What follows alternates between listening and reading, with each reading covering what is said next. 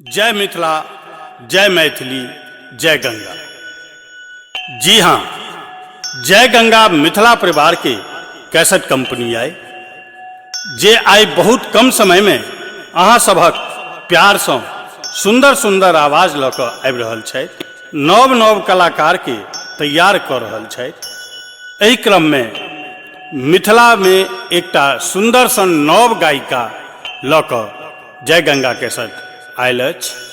तो लिया गंभीरा गुंजन गायिका के स्वर में अपने सब भोला बाबा के नचारी के एल्बम जे पारंपरिक गीत से ओतप्रोत सुनल जाओ। कैसेटक नाम अछि जागा हो बम भोला।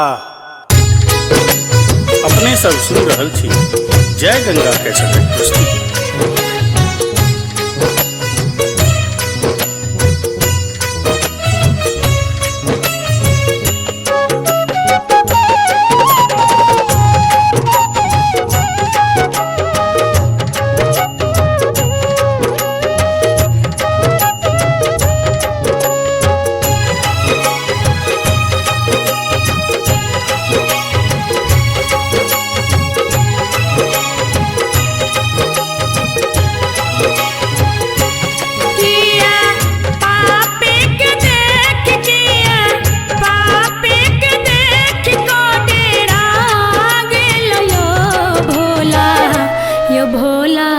मंदिर सकोना बेला गेलो यो दानी, मंदिर सकोना बेला गेलो यो।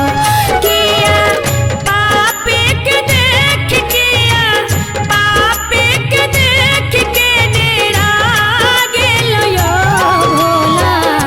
यो भोला मंदिर सकोना बेला गेलो यो।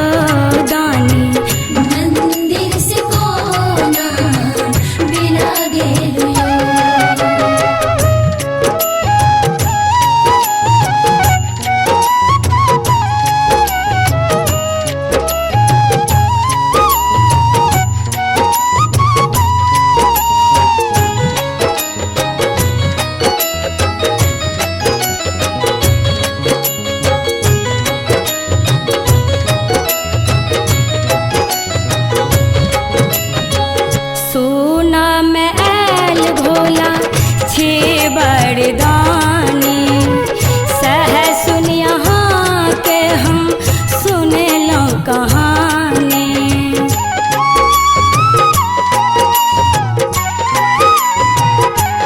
यो सुना में ऐल भोला छे बरदानी, सह सुन यहाँ के हम सुने लो कहानी।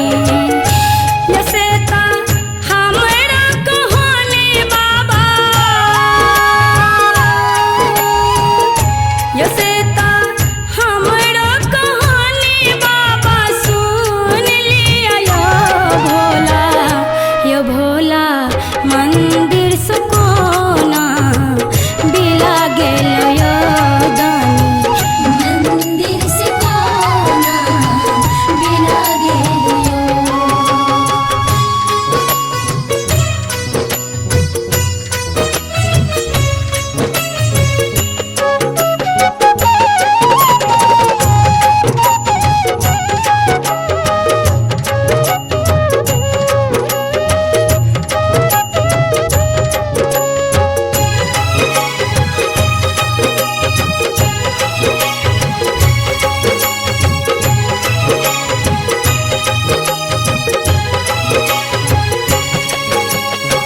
पाँच बेर बाबा हम कांवर लएलो, हर हर शीश सा कांवर सजेलो।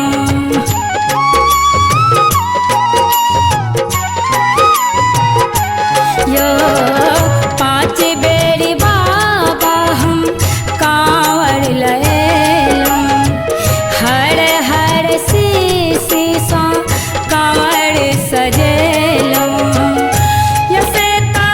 भैरव लला के